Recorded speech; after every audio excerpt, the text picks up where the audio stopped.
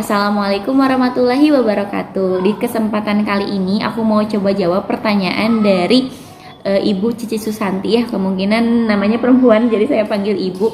Nah, gimana sih cara menangani siswa kelas 1 yang super aktif?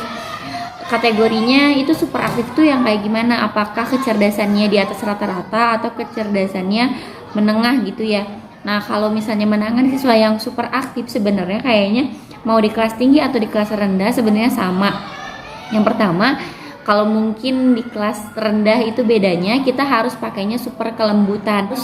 Kalau di kelas rendah itu kitanya harus lembut banget ngeraih anaknya, dan tentunya kalau anak yang super aktif itu berarti dia kemampuan kinestetiknya itu lebih banyak. Jadi anaknya bisa kita kasih tugas tambahan kayak misalnya dia udah selesai ngerjain tugas, kita minta tolong dia misalnya buat bagiin buku tabungan, misalnya untuk bagiin buku, atau misalnya buat misalnya dia catat teman-temannya yang ngobrol ya. Jadi dianya dikasih tugas tambahan supaya ketika dia yang super aktifnya itu, si aktifnya ini terarahkan ke arah yang positif.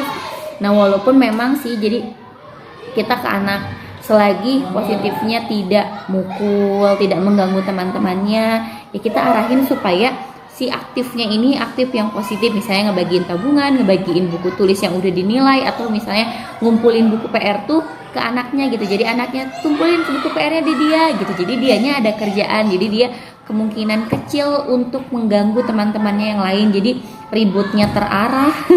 Gak bisa diamnya pun jadi terarah. Karena di setiap kelas pun kayaknya ada ya anak yang super aktif, dan mau di kelas berapapun itu ada, dan cara penangannya kayaknya sih sama ya. Cuma bedanya kalau anak kelas 1 kan kadang takutnya mengganggu ke temennya, terus masih kadang suka berkelahi dan sebagainya. Itu sih yang ditakutkan ya.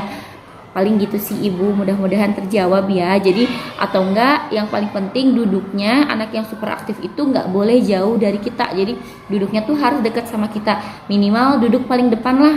Jadi kita juga ngasih tahu, kamu duduknya di situ ya, kalau misalnya nggak bisa diam. Kalau kamu bisa diam, nanti juga ibu bakal pindahin, kamu boleh duduk di tempat yang kamu mau misalnya, atau duduknya boleh berputar. Tapi kalau anak yang super aktif itu duduknya memang harus dekat banget sama guru, karena supaya kita mudah untuk mengawasinya. Apalagi kalau di sekolah negeri yang muridnya itu banyak, kan kebayang ya kalau muridnya duduknya di baling belakang misalnya, sedangkan anak super aktif itu kemungkinan membuat kegaduhan itu akan lebih tinggi gitu sih. Ibu Cici, semoga terjawab. Assalamualaikum warahmatullahi wabarakatuh. Bye bye.